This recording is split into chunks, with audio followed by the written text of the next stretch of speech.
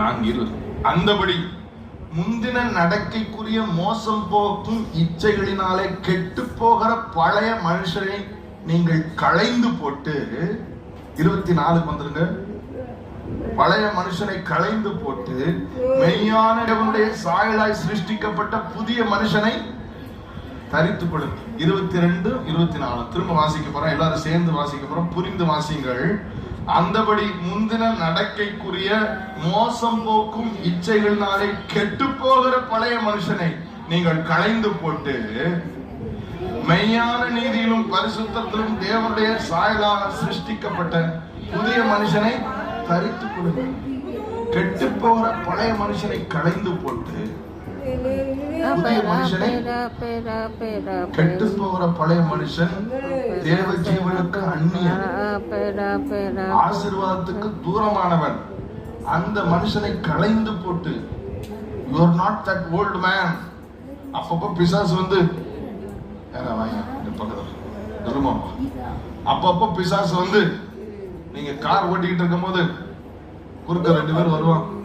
வந்த உடனே உங்கள்கிட்ட நீங்க உங்க வாயில இல்ல உங்க மனசுல வராது வந்த உடனே உங்கள்ட்ட பழைய ட்ரெஸ் போட்டு விட்டுருவான். பாத்தியா நீ தான் என்ன போட்டு விட்டுருவான். நீங்க என்ன செய்ய போறீங்க? பழைய மனுஷனை கலைந்து போடியா, என்ன கீழே போட்டு போடியா கீழே. பழைய மனுஷனை கலைந்து போட்டு நான் அது கிடையாது, நான் புதிய மனுஷன். திரும்பியும் கொண்டு போடுவேன். நானே போடுவேன், நீயே போட்டுக்கிட்டு கூடாது.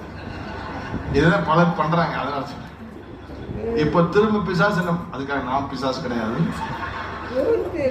பிசாசு என்ன பண்றான்? திரும்பியும் வீட்டுல சாம்பார்ல உப்பு பத்தலன்னு உடனே சத்தம் போட்ட உடனே ஓடி வந்து பாத்தியா இதுதான் நீ, பாத்தியா கரை உள்ள மனிதன், நீ என்ன செய்ய போற? நீ யோசிக்கிறாய். புல்பிட்டில் கொண்டு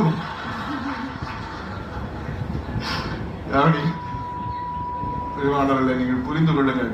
அப்பப்ப he makes opportunity to accuse. பிசாசுக்கு பேரு குற்றப்படுத்துகிறவன். பேர் என்ன? பாத்தியா நீ யாருன்னு, பாத்தியா நீ யாருன்னு, வியாதி வந்துட்டு பாத்தியா நீ யாருன்னு தெரியுதா உனக்கு, நீ என்ன செய்ய போற?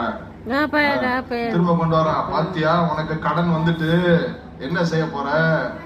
பழைய மனுஷனை நீங்கள் களைந்து போட்டு புதிய மனுஷனை நீங்கள் தரித்துக் கொள்ளுங்கள்.